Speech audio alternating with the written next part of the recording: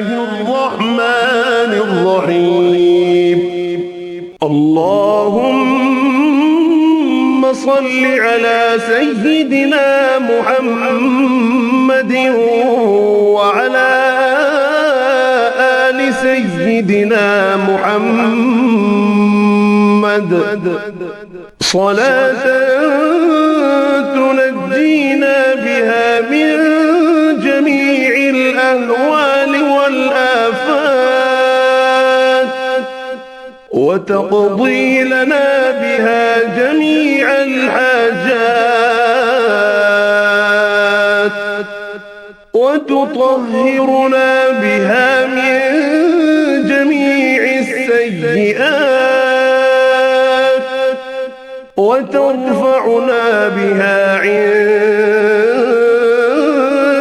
أعلى الدرجات وتبلغنا بها أقصى الغايات من جميع الخيرات في الحياة وبعد الممات إنك مجيب الدعوات ورافع الدرجات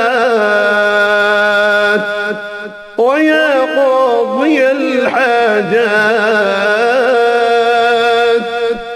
ويا كافي المهمات ويا دافع البليات ويا حل المشكلات أغثني أغثني أغثني يا إلهي إنك على كل شيء قدير.